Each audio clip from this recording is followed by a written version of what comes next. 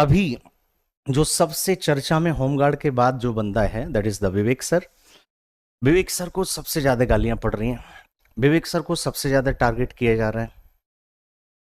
एग्जामपुर के संस्थापक हैं, बहुत मेहनती टीचर हैं। जब इनसे मिलता हूं तब भी यही कहता हूं, सर आप मेहनती बहुत हो, पूरे दिन यूट्यूब पे खड़े रहते हो, कुछ ना कुछ पढ़ाते ही रहते हो, कुछ ना कुछ पढ़ाते ही रहते हो।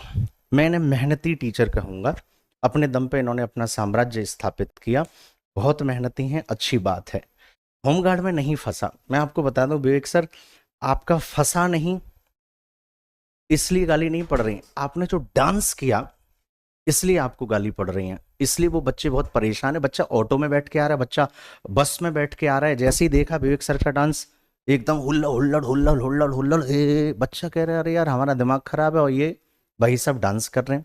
और इनके साथ 4-5 और डांस करते हैं जिनकी पेपर में कोई भूमिका नहीं है। मुझे ये समझ में नहीं आया कि भैया तुम डांस काहे को कर रहे हो। या तो अच्छा डांस करते तो बच्चों का माइंड भी रिफ्रेश होता, डांस भी बहुत ही बेकार टाइप का है, तो बच्चे आपको गाली दे रहे हैं। लेकिन मेरा बच्चों से कहना सिर्फ ये है, क्या यही टीचर जिम्मेदार है? क्या इसके अलावा ये टीचर जिम्मेदार नहीं है? ये भी भाई साहब होमगार्ड का पढ़ा रहे हैं, लेकिन आप टारगेट विवेक सर को कर रहे हैं। क्या ये भाई साहब जिम्मेदार नहीं है? इन्होंने भी होमगार्ड के सेशन लिए, लेकिन आप टारगेट विवेक सर को कर रहे हैं। क्या ये भाई साहब जिम्मेदार नहीं है, लेकिन आप टारगेट विवेक सर को कर रहे हैं? आइए एक एक करके देख लेते हैं। भाई साहब से मेरा पहला सवाल है, मैं बच्चों की आंखें खोलूंगा, क्योंकि बच्चे जब से यूट्यूब आया है ना, उस तब से सबसे घटिया तो यही हुआ है कि कोई भी मास्टर बन गया, कोई भी टीचर बन गया है। एक 12th पास की हुई लड़की या लड़का, स्पेशली करंट अफेयर्स की जो मैडमें हैं, उनकी एक एजुकेशन पता किया करो भैया कि इनकी एजुकेशन है क्या, कि वैसे ही करंट अफेयर्स लेके आते हैं। इनके अफेयर्स तो हो सकते हैं लेकिन करंट नहीं है, ध्यान में आपको रखना है। ये भाई साहब ने खूब होमगार्ड के नाम पे अभी सब्सक्राइबर व्यूज लपेटे। इनको क्यों नहीं कह रहे कि जीत राणा सर आपका क्यों नहीं फंसा, आपने क्यों विवेक सर को ही टारगेट बनाया?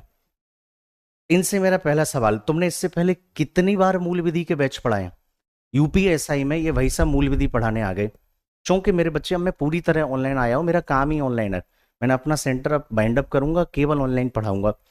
इन भाई साहब से किसी ने पूछा कि तुमने जीवन में कितने बैच मूल विधि के पढ़ाए यूपीएसआई में?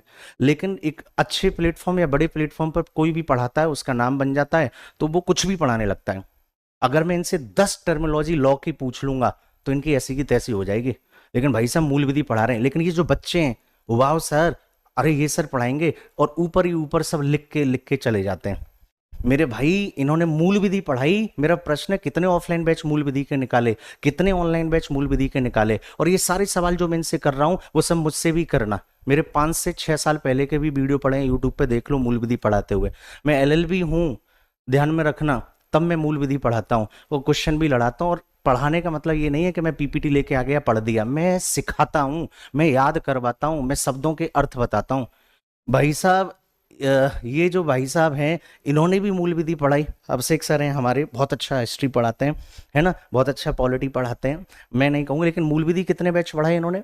क्यों मूल विधि पढ़वा रहे हो भाई आप इनसे? लेकिन नाम हो गया तो कुछ भी पढ़ाएंगे, क्योंकि यूपीएसआई है तो मूल विधि में व्यूज जाएंगे। होमगार्ड आ गया तो होमगार्ड का थंबनेल लगा दो, व्यूज जाएंगे। इस व्यूज के चक्कर में कोई भी ऑनलाइन वाला कुछ भी लेके आ जा रहा है, कोई भी। मैंने हिस्ट्री में नहीं कह रहा, देखो अभी मैं डेप्थ ऑफ नॉलेज की बात, लड़के नहीं कंपैरिजन कर सकते कि टीचर कौन कैसा, मैं बता सकता हूँ। हिस्ट्री भी इनको उतना ही आता है जितनी रटी रटाई है, वही लाइन हमेशा लिखते हैं। कभी भी डेमो देख लो, यूट्यूब पे क्लास देख तो फिक्स इनकी लाइनें होती हैं, वही लिखते जाते हैं लिखते जाते हैं। पहले हिंदी लिख देंगे, फिर इंग्लिश लिख देंगे, समझाएंगे कैसे, याद कराएंगे कैसे, वो नहीं। डेप्थ ऑफ नॉलेज हो। और मैं चैलेंज दे रहा हूं और दूंगा इस वीडियो के अंत में कि मुझसे पंगा लो, या तो मैं पानी पिला दूंगा आप सबको, या आप मुझे पानी पिला दो। फायदा बच्चों का होना चाहिए। हम सब कंपटीशन करते हैं और थ्योरी पढ़ाएंगे, प्रैक्टिस नहीं कराएंगे। हम सभी टीचर कंपटीशन करते हैं और बच्चों का भला करेंगे इसी कंपटीशन में। टीचर का काम है 10 किताबें पढ़े, बच्चा कोर्स ले, फिर कैप्सूल ले, फिर टेस्ट सीरीज ले, फिर क्रैश कोर्स ले, फिर जाने क्या क्या ले आपका, तब भी सिलेक्शन नहीं हो रहा है उसका। अरे टीचर वो जो एक बार पढ़ा दे तो उसी में से सिलेक्शन हो। अरे मेरे भैया अभी 1 घंटे बाद मेरी क्लास है, विमुद्रीकरण पढ़ाऊंगा, ये गया ऑफलाइन का नोट्स, ये होता है कंटेंट, ये ऑफलाइन का नोट्स है। और विमुद्रीकरण का प्रॉपर क्वेश्चन है। क्वेश्चन अगर आएगा तो इन्हीं में से आएगा, नहीं आएगा तो दुनिया का कोई लड़का नहीं करेगा, सब गलत करेंगे। अगर मैं जीएसटी पढ़ाऊंगा तो जीएसटी का ये कंटेंट है, ठीक है, ये बनाना पड़ता है 10-20 किताबों से, चीजों से, रिसर्च से, सरकार की साइट से। खैर सब पे बात करेंगे। तो मेरा सवाल है, केवल विवेक सर को टारगेट क्यों किया जा रहा है? केवल विवेक सर को टारगेट क्यों किया जा रहा है? जिसने होमगार्ड पढ़ाया, ये भाई साहब ने तो बड़े पैमाने पे होमगार्ड पढ़ाया, अमन भाई साहब ने, इन्होंने भी होमगार्ड पढ़ाया, इनसे तो नहीं कह रहे आप। लेकिन मैं एक एक करके सबकी बात करता हूं। तो विवेक सर आपकी कोई गलती नहीं है, ऐसा कई बार होता है। आज से 2 साल पहले, 3 साल पहले जो पैट का पेपर आया था उसमें भी नहीं फंसा किसी का। लेकिन आपने जो डांस किया और आपने जो वादा किया कि मैंने 100% फंसाया, सिर्फ ये वादा इसलिए करते हैं कि एडमिशन ज्यादा हो जाएंगे, व्यूज चले जाएंगे, मैं किसी प्लेटफॉर्म से आगे चला जाऊं, उसके चक्कर में आज आपकी किरकिरी हो रही है। आप बहुत ही शानदार है, मेहनती शिक्षक हैं। मैं टीचिंग स्किल पे बात नहीं करता कि कोई पढ़ाता कैसे है। आजकल बच्चे कोई पढ़ाता कैसे उसको देख के एडमिशन ही नहीं लेते। डांस देख के लेंगे, गाड़ी से उतरते हुए का लेंगे, खाते हुए का देखेंगे, पीते हुए का देखेंगे, रील्स में कौन दिख रहा है। लेकिन वे ऑफ टीचिंग को लेके कोई एडमिशन कहाँ ले रहा है? टीचर वो जो सिखाए। और मैं विवेक सर आपको भी चैलेंज दे रहा हूं, प्रॉपर हिस्ट्री शुरू करिए, एंड तक पढ़ा के खत्म करिए। प्रॉपर पॉलिटी शुरू करिए, एंड तक पढ़ा के खत्म करिए। प्रॉपर ज्योग्राफी शुरू करिए, एंड तक खत्म करिए। प्रॉपर स्टैटिक शुरू करिए, एंड तक खत्म करिए स्टैटिक। तब मैं भी आपका टीचिंग स्किल देखता हूं। प्रैक्टिस से काम नहीं चलेगा कि आप 2000 क्वेश्चन लेके आ गए, 2 लाख क्वेश्चन लेके आ गए। समस्या बस इस बात की है, होमगार्ड में पढ़ना इतना है, पढ़ा दिया इतना जाता है। और पेपर की गलती है, पेपर बनाने वाले की गलती है सर, आपकी भी गलती नहीं है।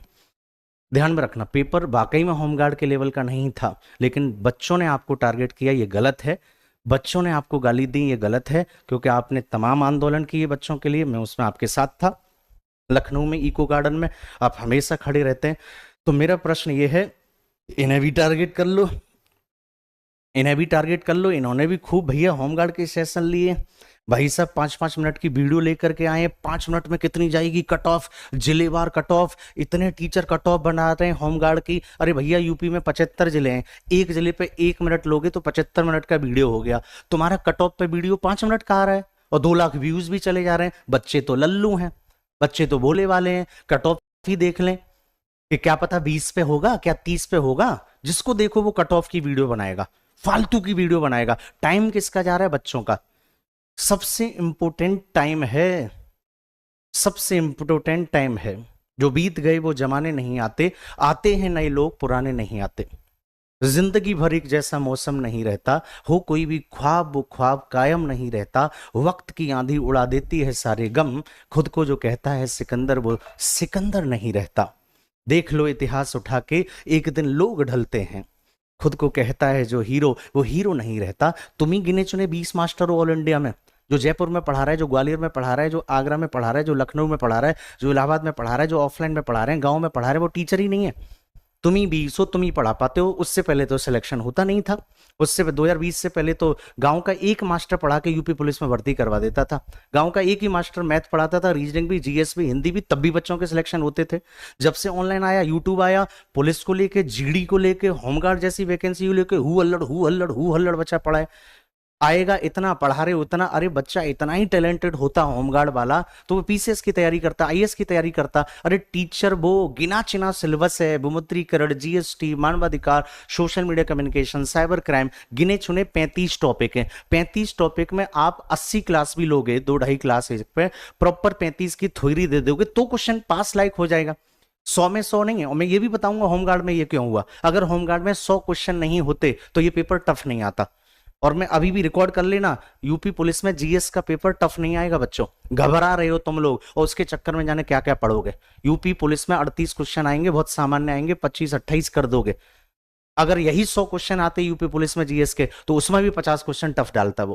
कंपटीशन का मतलब ही है जो कभी पूरी तैयार ना हो।